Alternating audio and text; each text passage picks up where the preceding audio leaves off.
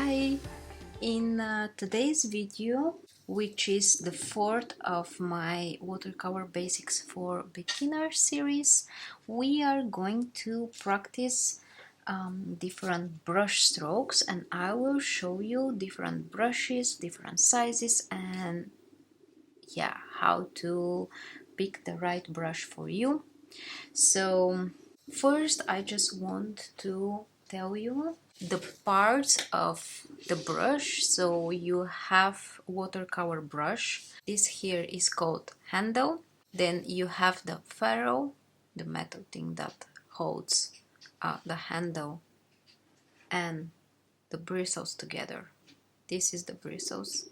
And then you have the belly of your brush, and then you have your tip, and here you have the ferrule. Sorry if I am not pronouncing these words correctly, but the things that you will probably hear me is the tip, the belly, and the handle, how you can just handle your brush. Then you have different length of this handle. So you have a short one or a long.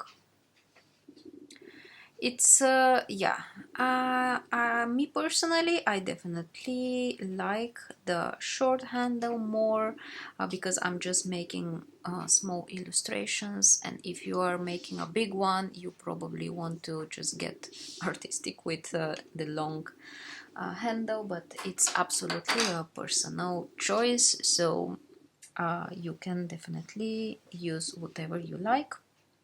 Then you have different brushes. This one is a round brush because it's just round, and you have such a thing, a wash brush, and this one is slightly going into a point. Or you have wash brush like this when it's just here, cut it just in a 90 degrees angle. And then you also have different, you can see different shapes, and I will demonstrate them just in a second so you can see what you can get out of each of them. These are very nice for making leaves and different textures, so let me just show you in a minute. And then of course you have different sizes. So these are all round brushes, but then you can see you have a small one, a big one, or even such a thing. Okay, so let's just, oh yeah, this one is called liner, and it is called liner because you have longer bristles here, so the brush can hold more water and you can make longer lines. Maybe we can start with this one.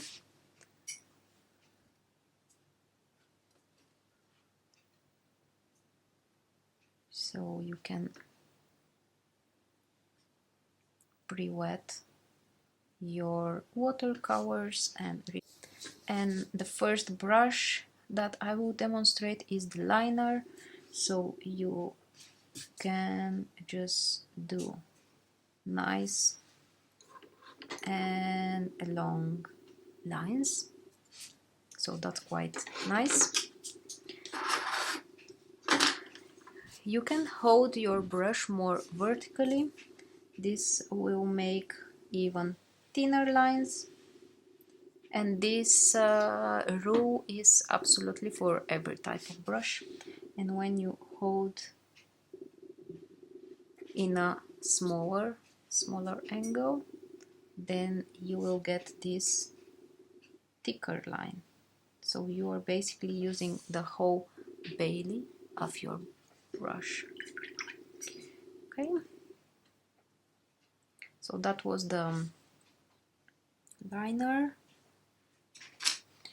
Then let's try out the round brush. So you can basically do the same. If you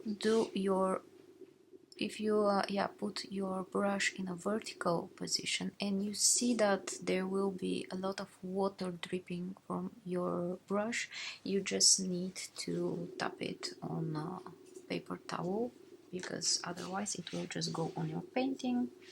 So when your brush is more vertical, then you will get thinner lines, and when you use your belly of the brush, you get the thick line.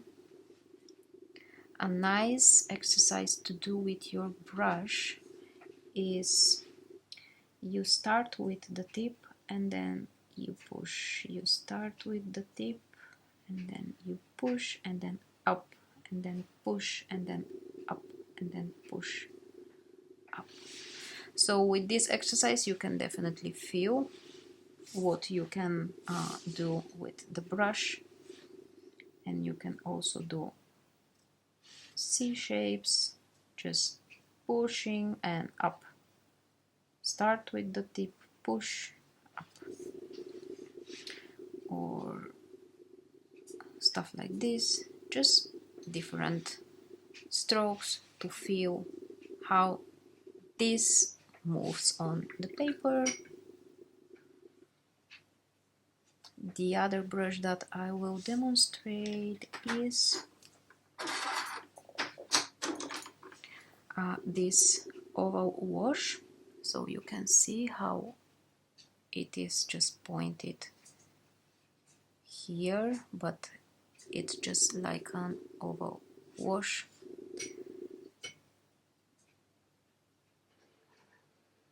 So you load it with watercolor, and you can see that if you turn it to this side, you can still get these very tiny lines, or to this side when you start having slightly more thick lines, or this.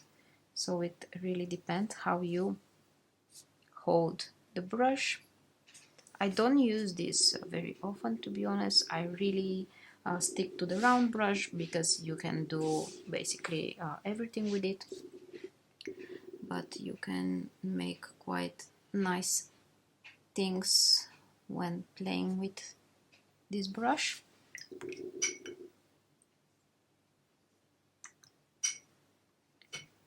So if you think that you might enjoy such a brush, you can definitely get it. And then this one is the dagger brush, so you can see it's just in an angle like this.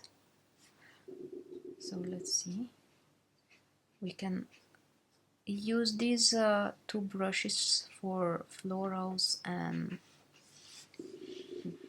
painting leaves.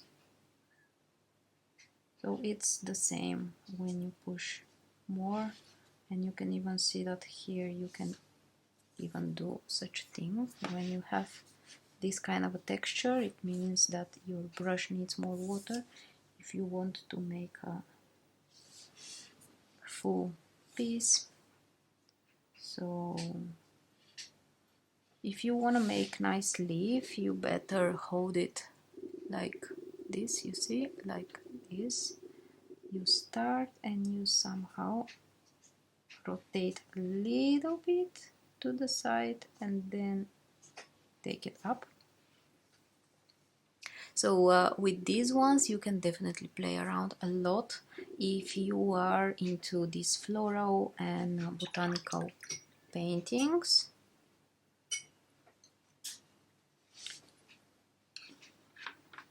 Then I want quickly to demonstrate this one that is just with the cut here.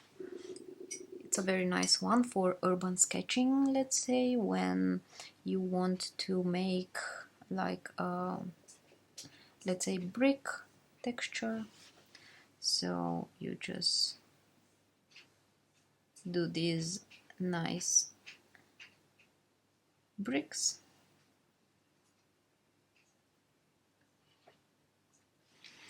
Or of course you can always make thin lines and you can play with it. If you want to make leaves, like leaves, yeah, you know me, meditative leaves, it's my thing. That's my course, so if you want to check it out, you can do that. It's on my website, I will link it below, but every single brush you can use to paint leaves, that's for sure. Okay, then how to choose your size. So if you are drawing or if you are painting small, you have smaller illustrations, then you go for small brush. And if you go for big paintings, then you are definitely gonna need a big one. So yeah, the wash brush, I can demonstrate it in a second. Let me just grab more paper. So let me use this one, and this I use when I want to make a big wash. Let's say I want to wet my whole paper and do nice landscape, like a background, sky or something like this. I am picking some water, some paint,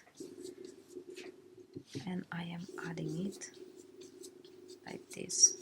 So you can just make a big, literally, wash, as the brush is called. So this is the result with this one, and you can just have also big wash with any wash brush.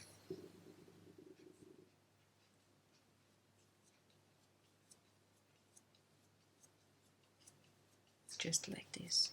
It's just very nice. The brush that I use the most is my round brush, and I use Princeton. I have the Neptune. I also have the long round Velvet Touch, which I just love. And these are my go-to brushes. Doing such exercises almost every day will definitely help you improve your skills.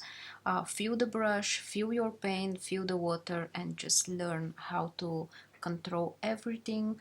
But remember, it's not always about controlling, because we are gonna have fun here, we are gonna have a relaxing time, and we just do it for ourselves. And this is the first. Of course, if you want to bring your artwork to a professional level, that's also fine. But I want you to remember that if you practice such things almost every day, you will definitely improve your skills and get to know your brushes, your paints, how to control water, and all this kind of stuff. And remember that we want to enjoy the whole process. Doesn't matter if we do it for ourselves or we want to make money out of this, but we have to enjoy the whole process and we have to feel good about it.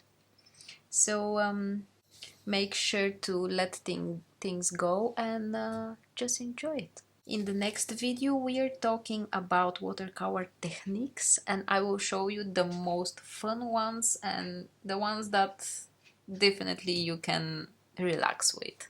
So don't miss the next video.